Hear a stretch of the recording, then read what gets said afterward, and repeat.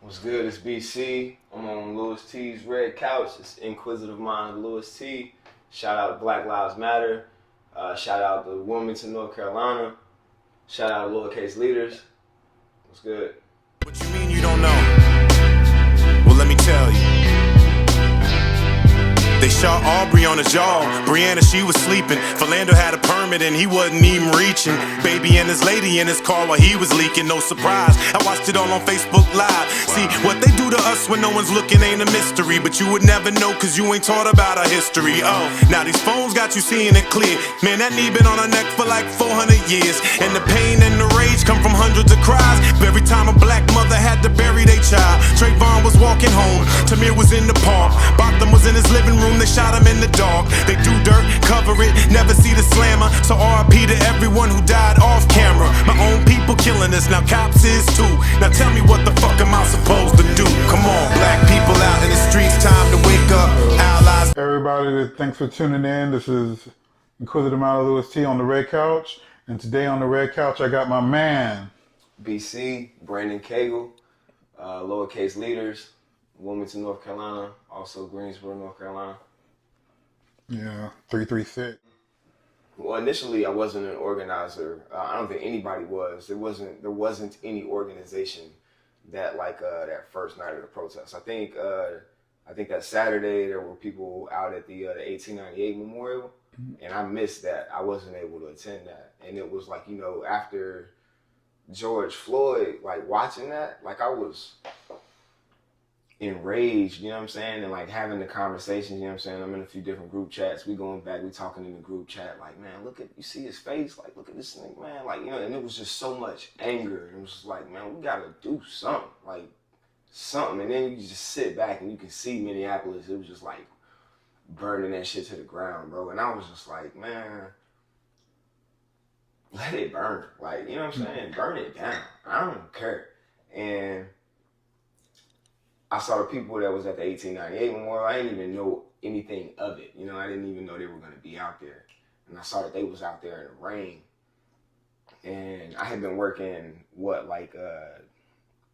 it's during the pandemic, I've been working 55, 60 hours, you know what I'm saying, every week.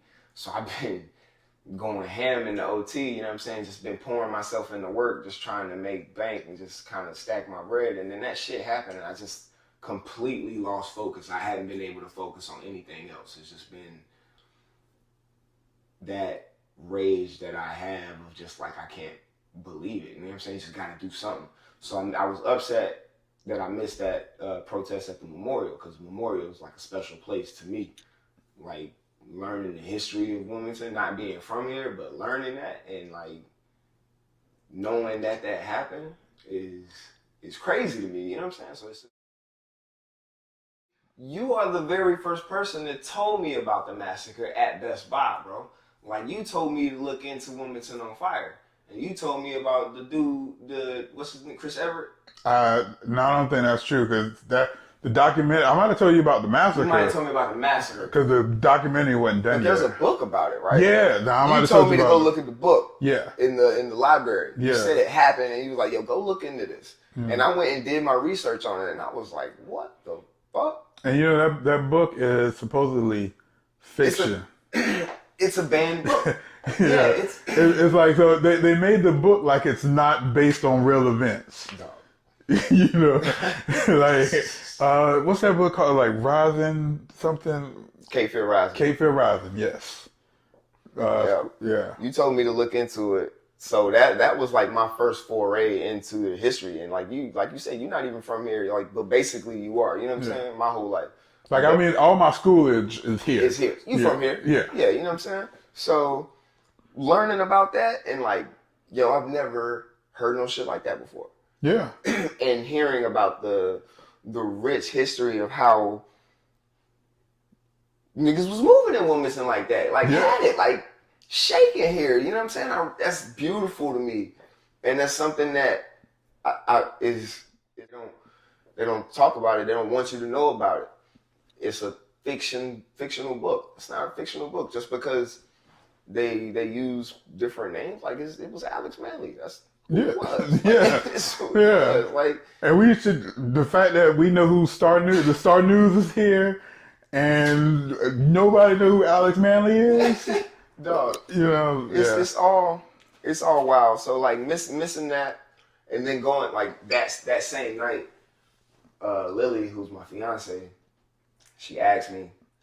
She said, "Do you think Wilmington has enough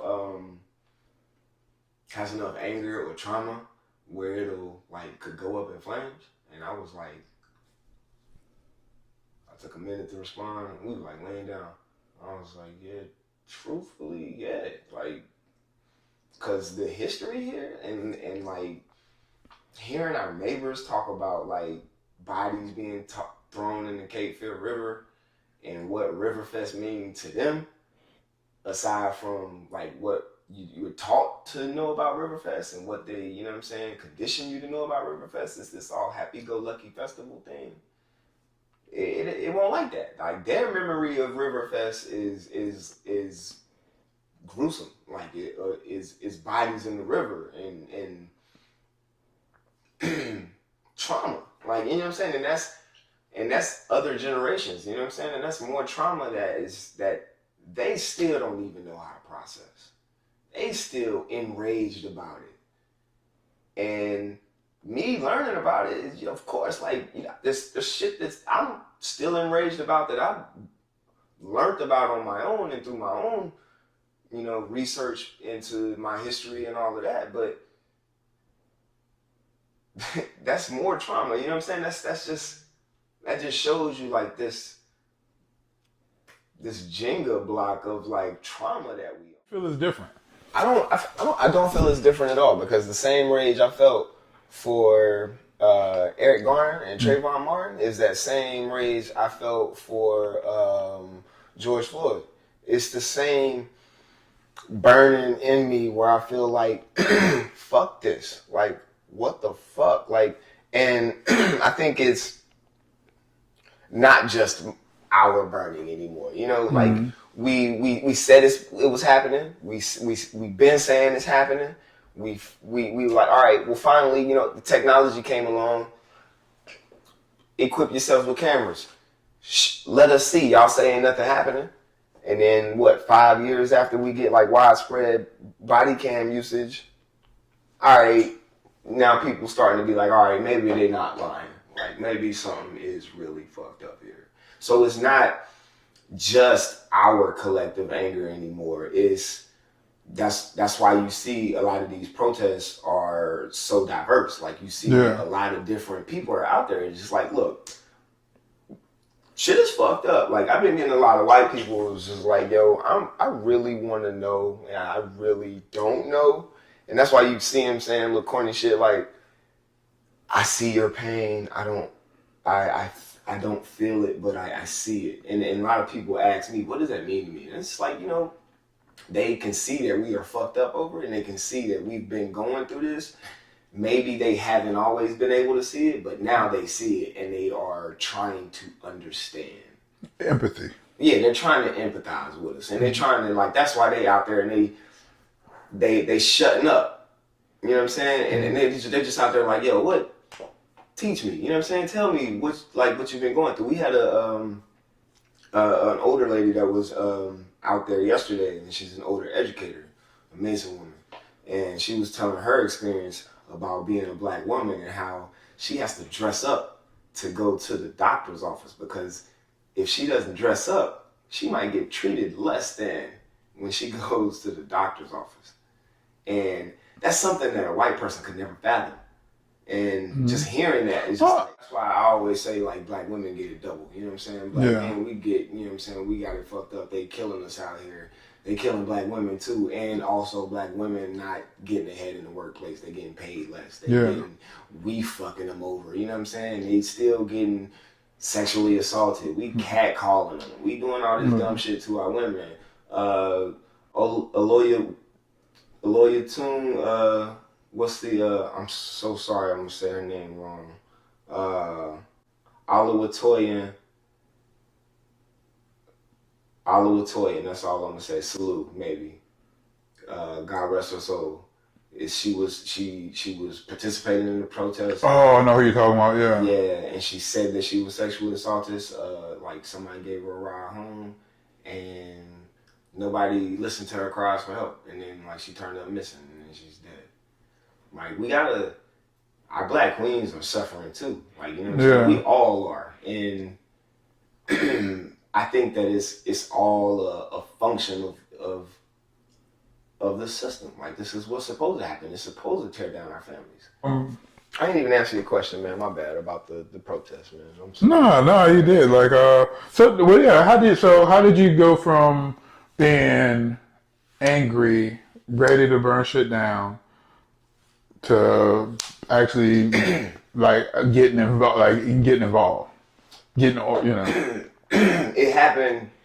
Like I said, when Lily asked me that the night before if Wilmington could burn down, I was like, I don't care. I think it could. But then when I went out there, in the day leading up, you could see people were saying like, "Look, this ain't an official protest. Don't go." You could see, it wasn't. And then we felt like people were still gonna go. Kids were definitely gonna go.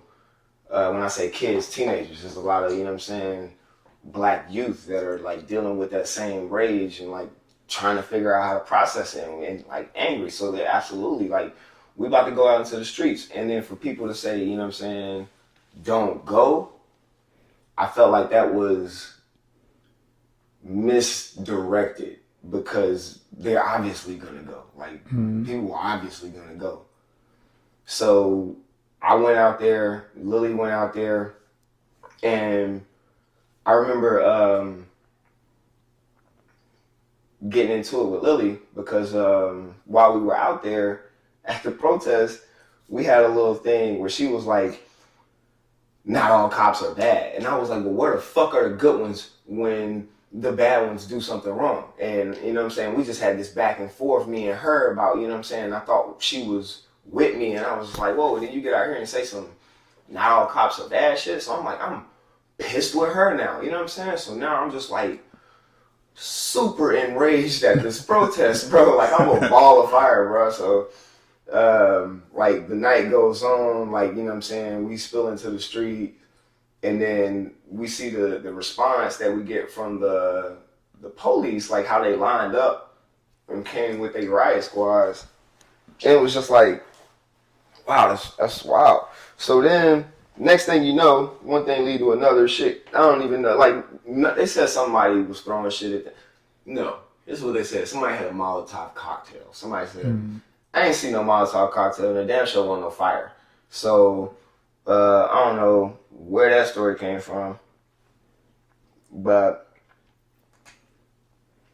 that's what they said. And then the police said that somebody, they showed up in riot gear because there was a shooting. ShotSpotter detected a shooting about a mile away. But that shit was so far away from the protest, that had nothing to do with them showing up in riot gear on 3rd. If ShotSpotter detected shots on 10th or 12th. Yeah. And then if you're showing up to protect us, why are you in riot gear? So it was just like, we were there, we were on the ground, and then like when shit started getting crazy, they said it was unlawful, and it wasn't getting crazy. We was just in the streets, and then we would get off the streets. You know what I'm saying? Like when the cars, when it was no traffic, we weren't in the streets. Then when it was, when it was no traffic, we was in the streets. But when it was traffic, we get out the street. But they showed up, really aggressive, flexing, and like down here they had a line, you know what I'm saying, and it was like seemingly like we was blocked in. So tension started rising, and then they said it was unlawful. They said we had to leave, but wasn't nobody leaving because we was being peaceful. Like we weren't defacing property, we weren't being like destructive in any way. We were just protesting in the street, exercising our First Amendment right. And so they show up, they say we gotta leave, we don't leave, they tear gas us. Oh, wow. Yeah, tear gas, boom. They just start shooting tear gas without warning.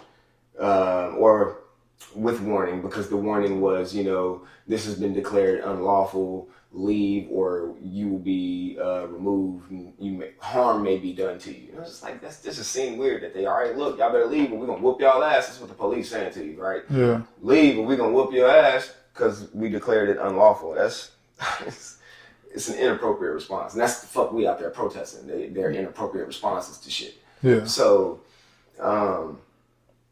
they shoot tear gas. They fire a round of tear gas into the crowd, and in the mix, I get separated from Lily.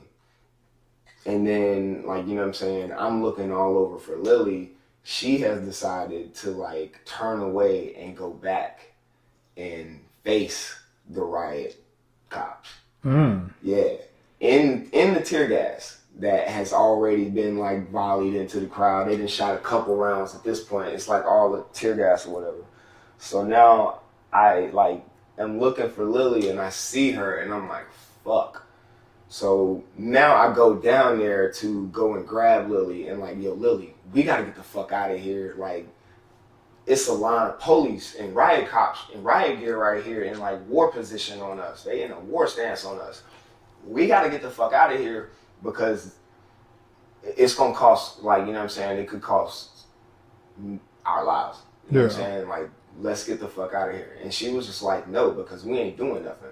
We haven't done anything wrong and we not going nowhere. This Lily White side, you know what I'm saying, being privileged, like, no, I'm gonna stand up to the police. And I'm like, no, the fuck you ain't, because the police is about to run through you. And if somebody, they touch you, I'm gonna wild out. And then I'm gonna get killed. You know what I'm saying? Because if I'm gonna snap if somebody touch you. You can't put me in that situation. So this is the conversation I'm having with her on the front line while the riot police are approaching. You know what I'm saying? And we in tear gas. I'm trying to breathe through that. I'm trying to negotiate with her to get her out of there. And finally, you know what I'm saying? I was just like, you know what? We're not even talking about this no more. I just picked her up and threw her over my shoulder and we dipped out. I ran through the tear gas shit and we got up out of there. So then we sitting up and we got, like, we in the parking lot, we separated. We can see that, you know what I'm saying, everything was, all right, died down. There was a lot of people separated from their parties. We were, like, all right, trying to make sure everybody was good. So then Lily goes back down now. She goes back down into the streets because there's communication going on with the PD now. And they're not in riot gear, but they're in gas masks. So she's down there talking to them, and I'm like, Lily, why the fuck do you keep, like, running up on the police? Like, what the fuck? So I go down there and try to get her removed, and she's down there negotiating with them, trying to get them to remove their gas masks because that shit that they just pulled back there was outrageous. Like, that's what she's saying, like, that's outrageous. Y'all gotta chill. And the police is like, and this was the PD, and they like, I don't even know what they were saying, but it was basically like, that's not us. That's the riot group or whatever. So the people that came to kind of disband the protest was like a special band of the WPD? Of the Sheriff Department, of the Brunswick Sheriff Department, of the Pender Sheriff Department is what we've come to find out after the fact. After the fact. So it wasn't even WPD. It wasn't even the police department. Mm-hmm. It was sheriffs. It was the sheriff. People that we vote for. Yes, bro. So after Lily's negotiating with them, like I'm saying, I'm filming it. They take their mask off, they kneel, and then they're like, all right, we'll give y'all 5 minutes to disperse. Bro, by now we are on the sidewalks. Like, you know what I'm saying? Like, think about it. Like, in this chaos that's just ensued because they decided to tear gas, you know what I'm saying, a peaceful protest, there's people that got separated from their people. And they gotta, you know what I'm saying, touch base and see, like, yo, they gotta make sure, you okay? Like, this motherfuckers laying on the ground, like tear gas and mace, people getting hit with rubber bullets. Lily got hit with a tear gas canister on her leg. Damn. Like, actually on her leg. We got that shit at the house. We have the canister. This shit is nuts. But, people running, they shooting rubber bullets, not off the ground, but straight into the crowd. it's nuts. So people separated, and then we gathered. People reconvened on the sidewalk, and I guess you know what I'm saying. People trying to find their people, trying to like make sure, yo, you good, you good. All right, good. Where you park? Where you park? How can you get to your car? How can you get to your car? And it's just fucking chaos, bruh. And then they like, all right, we'll give y'all 5 minutes to disperse. 5 minutes. Not even 3 minutes into that 5 minutes, more tear gas. More. And it was like, boom, again. So grab Lily, get the fuck up out of there again. So that was that night. I went home that night. I cried all night long, Louis T, bro. Like I was so mad. I was so mad at Lily for putting me in a situation I felt like that could have cost me my life because she decided to put herself on the front line like that and stand up to the police like that. Like I feel, yeah, you might have been doing what was right, but she didn't understand that any reaction from me could have cost me my life. And that's, you know what I'm saying, that's what my rage is about, is because anything that I do could be misinterpreted by the police to have them kill me on the spot. And I don't get any due process. It's just, it's just that. Like even when we was asking the police, and like 15 days into it, we asked the police officer, it took them 15 days to even come up to us. Somebody said, well, what about Brandon Smith? And one of them was like, well, didn't he shoot a cop? And I was like, allegedly, motherfucker, that's the fucking problem. Like, allegedly. Like, did y'all do any investigation on that? Like, is it y'all to get to pull up and determine and be judge, jury, and executioner? Like, on the spot? No, that's not your job. That's not. And the fact that your response is, didn't he shoot a cop? That's fucked up. So, that after that night, and like just feeling defeated and just crying and feeling like, yo, I don't know if there's anything that I even could do. Like I remember getting up, I go to work at 6 a.m. I was able to work maybe 3 hours that day. And I told my coworkers, I was like, man, I can't do this shit today. And I clocked out and cried some more. I was mad as hell that day, bro. I was like, I was so mad and defeated, man. I clocked out, cried, and I just cried myself to sleep, went to sleep and woke up and was like, man, let's go fucking protest again, yo. We're going back down there and I'm gonna go shout some more and I'm gonna I'm gonna go vent some more. I'm gonna go let them know how angry I am, but I'm not gonna let my anger be used to justify my demise. Like, I'm not gonna let them use that to kill me. I'm gonna be mad, but I'm gonna be mad in the constraints to the point where I make them uncomfortable as fuck, where they have to recognize how mad I am. Because that's the only thing I feel like I can do. And so after that, we just, you know, Tim was out there, and it just came just like everybody that has just been out there every day. Tim, I didn't know Tim. Me and Tim went to UNCW together. Like, we've known each other since about as long as I know you. Yeah. Yeah, man. And Tim was supposed to be here this morning, but he had a very exciting night last night, and you know. Yeah, so, I'm sure. It was a big night for everybody with the fucking statues, man. So, you know, shout out to Tim though, man. I fuck with Tim real heavy, yo. TMI. Yeah. Hopefully I can still get him. You know, he's he's a big deal now. So I don't know if he remember the small people. I can maybe get him to. If you want any piercings, holla at Tim the Prick on Instagram. That's Tim. Tim's a great dude. TMI.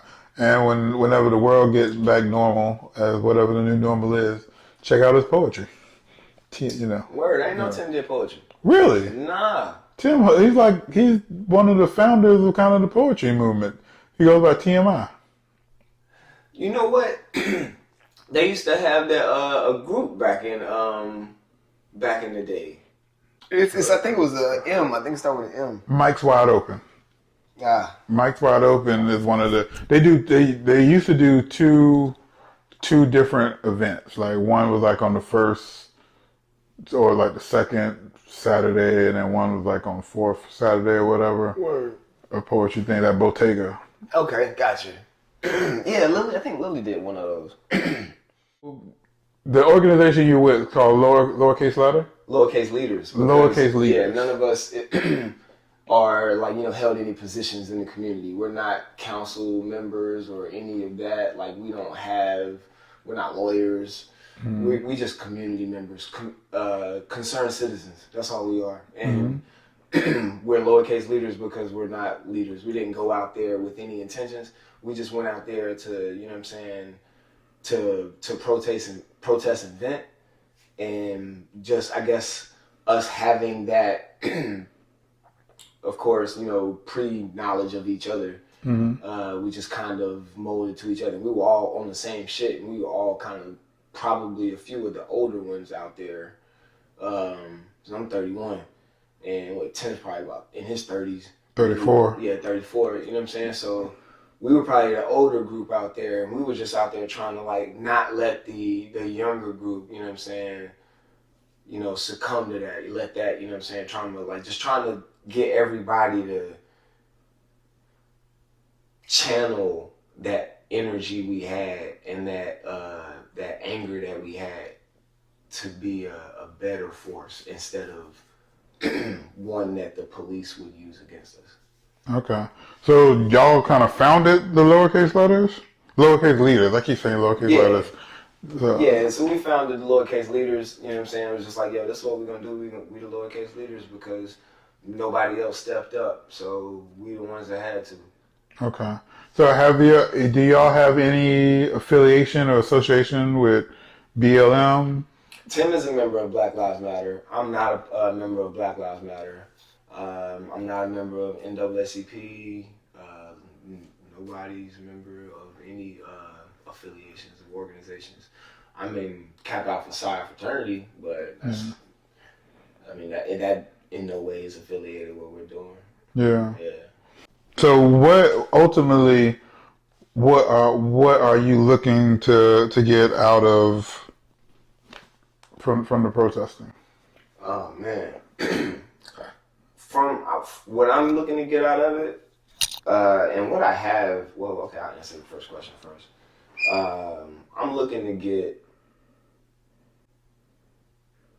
an acknowledgement, number one, that institutional racism does impact our communities.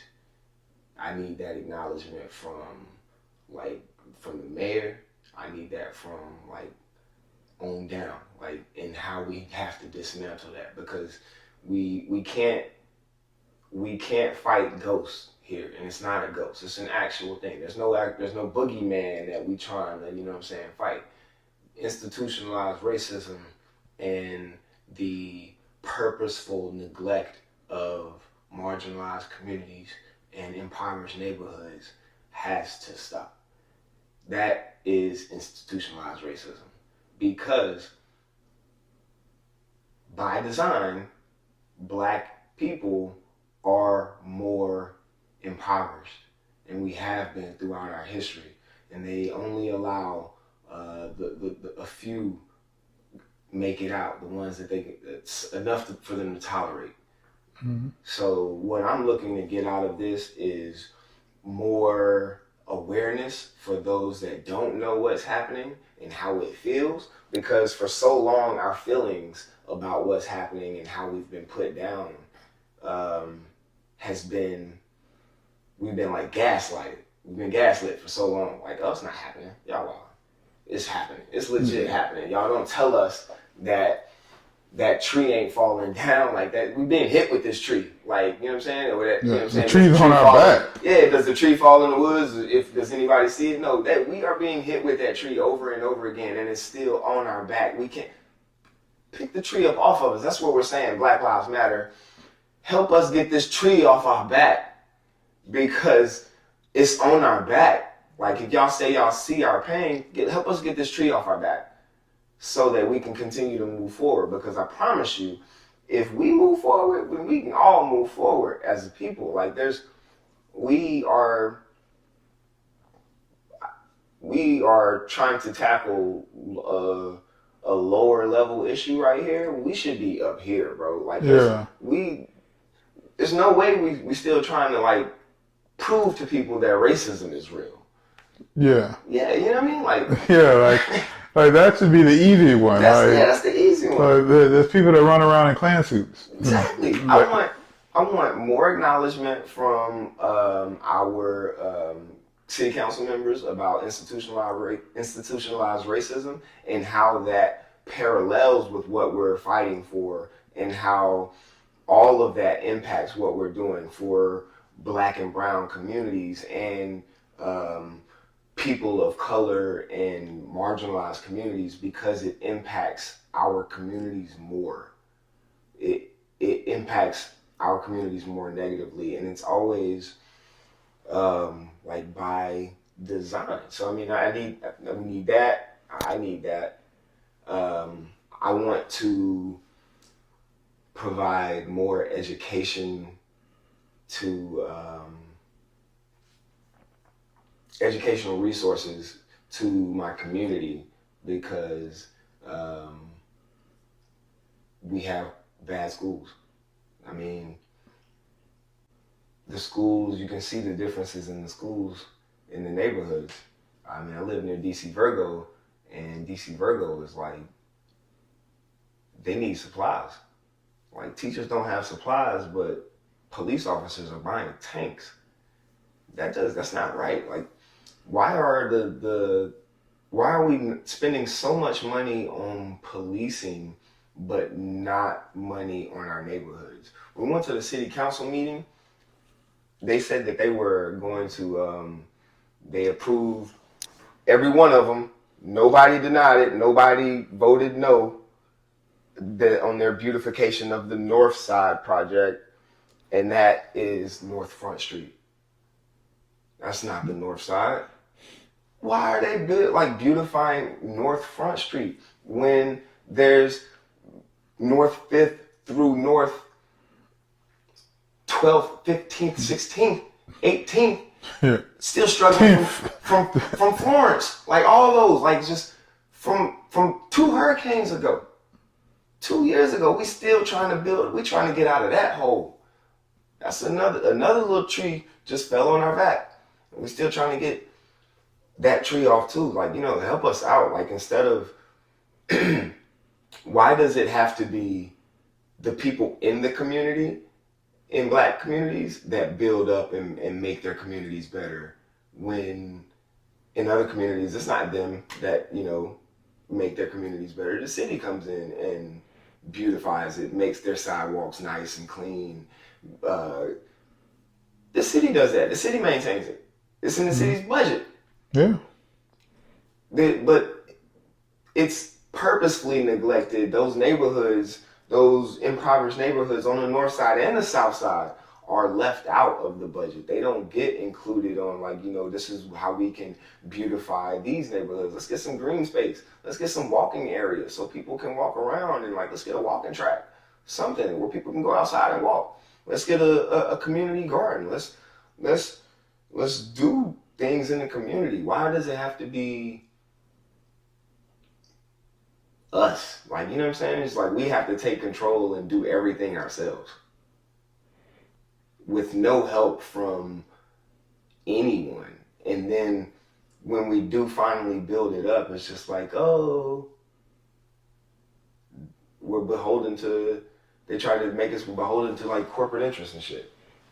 Or it's some form of gentrification. Or some form of gentrification. It's always a catch. Like, why do we have to destroy part of us to like be here? You know what I'm saying? Like, we have to assimilate every day. Every day I feel like I clock into work, I feel like a piece of me dies. Damn.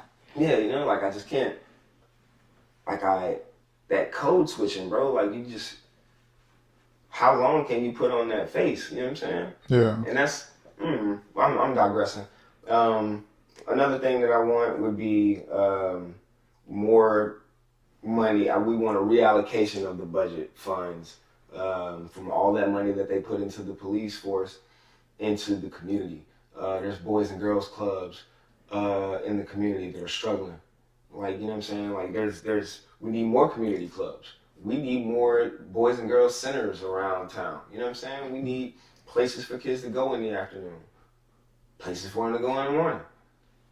We need all that. We need community involvement. We need more programs. We need community policing. I want the police to not supervise us and oversee us, but actually interact with the community. I feel like there would be a lot less crime if, when the police are called, the police understood the nuance of the situation that they're going to, be a part of. They just can't show up and they're investigating the act of what they went to go do. They have to, they know this person. If they're responding to a call, they need to know where they're going. They need to know what's on the other side, and the nuance of the situation. And that's for I know that can't always be the case. They respond to emergency situations and shit like that. And emergency situations call for emergency protocols or whatever, but the emergency protocols have to be looked at, and the emergency protocols have to be maintained. They need to be updated. They need to be not so rigid to the point where people are dying and there's nothing you can do about it because that's just protocol. Yeah. Protocol says that, he was driving forward in his car, so I had to shoot him 9 times. Just let him go, bro. Jump out of the way of the car. You can't step over to the side.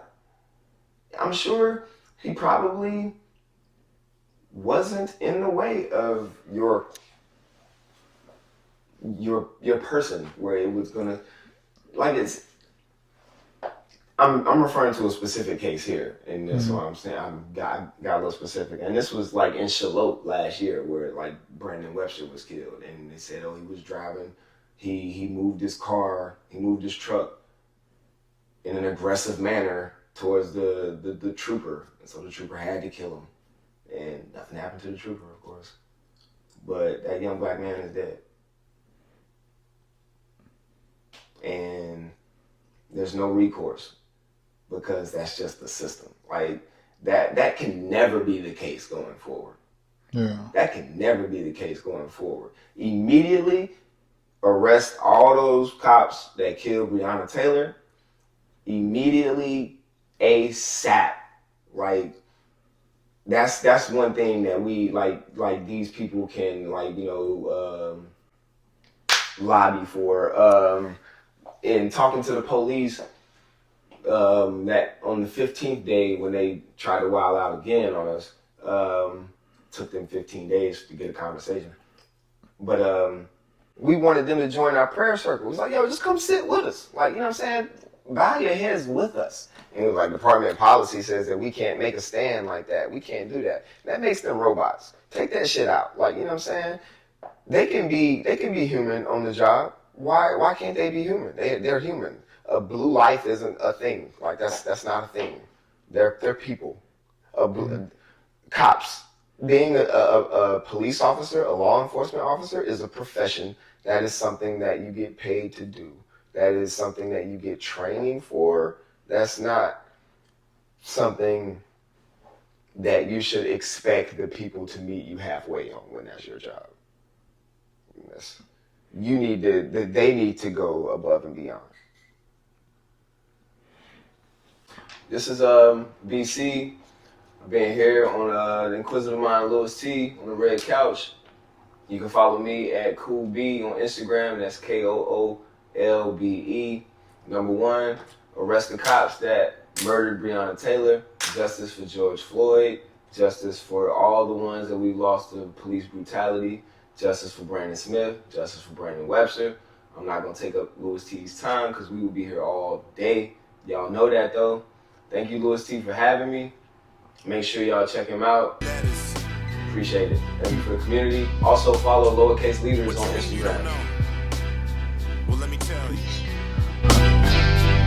They shot Aubrey on the jaw. Brianna, she was sleeping. Philando had a permit and he wasn't even reaching. Baby and his lady in his car while he was leaking. No surprise, I watched it all on Facebook Live. See, what they do to us when no one's looking ain't a mystery, but you would never know cause you ain't taught about our history. Oh, now these phones got you seeing it clear. Man, that knee been on her neck for like 400 years. And the pain and the rage come from hundreds of cries. Every time a black mother had to bury their child. Trayvon was walking home, Tamir was in the park.